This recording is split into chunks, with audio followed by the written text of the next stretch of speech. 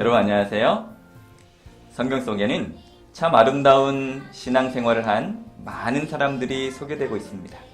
그런데 그 중에서도 죽지 않고 하늘나라로 올라간 사람들도 있답니다. 혹시 누군지 알까요?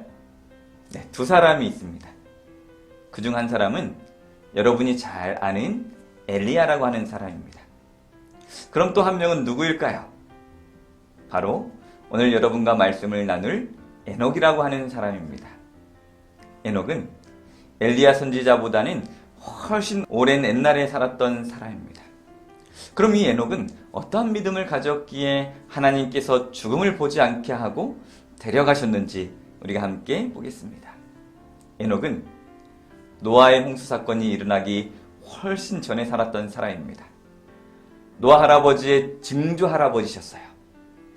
에녹의 아버지인 야렛은 그의 나이 162살 때에 에녹을 낳게 됩니다. 그러고도 무려 800년을 더 살아서 962살까지 살았다라고 성경은 기록하고 있습니다. 그때는 환경이 좋고 공기도 좋고 해서 아마 그렇게 오래 살 수 있었지요.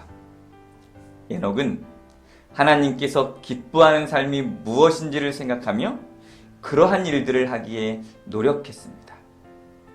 에녹에 대하여 말한 신약성경 히브리서 11장 5절의 말씀을 보면 믿음으로 에녹은 죽지 않고 하늘로 옮겨져서 아무도 그를 볼 수 없게 되었다. 하나님께서 그를 하늘로 데리고 올라가신 것입니다. 성경은 그가 이 땅에 사는 동안 진실로 하나님을 기쁘시게 하는 자였다라고 증언합니다. 에녹은 이 땅에 사는 날 동안에 하나님을 진실로 기쁘시게 한 사람이었습니다. 하나님을 기쁘시게 하는 사람은 죄를 멀리합니다. 에녹은 다른 사람들이 죄 짓는 것을 보면서 마음이 아팠어요. 에녹은 죄를 짓지 않으려고 날마다 하나님의 말씀을 듣기를 힘썼고 또 죄를 짓는 자리에 함께하지 않으려고 노력했어요. 에녹도 다른 사람들처럼 결혼을 하고 그의 나이가 65세 되었을 때 무드셀라라는 아들을 낳게 됩니다. 이 에녹의 아들 무드셀라는 무려 969살까지 살아서 성경이 나오는 사람 가운데 가장 오래 산 사람의 기록을 가진 사람이기도 합니다. 무드셀라를 낳은 후에 그 아들을 낳은 후에 에녹은 하나님 아버지의 마음을 더 많이 알아가게 되었고 그 하나님께 자신을 다 드리고 싶어서 더욱더 하나님과 함께 하였습니다. 에녹은 300년 동안 하나님과 동행하며 살았습니다. 그래서 오늘 성경에서는 이러한 에녹이 하나님을 사랑하는 모습을 이렇게 말하고 있습니다. 에녹은 하나님의 뜻을 따라 평생 하나님과 깊은 관계를 누리며 살다가 갑자기 사라졌습니다. 이는 하나님께서 그를 데려가셨기 때문입니다. 에녹은 매일 하나님의 말씀을 듣는 일을 게을리하지 않았고 그 하나님께서 말씀하시는 것을 듣고 그대로 행동하였던 사람이었습니다. 우리가 말씀을 듣는 것은 쉽습니다. 하지만 그 말씀을 지켜 행하는 것은 참 어렵지요.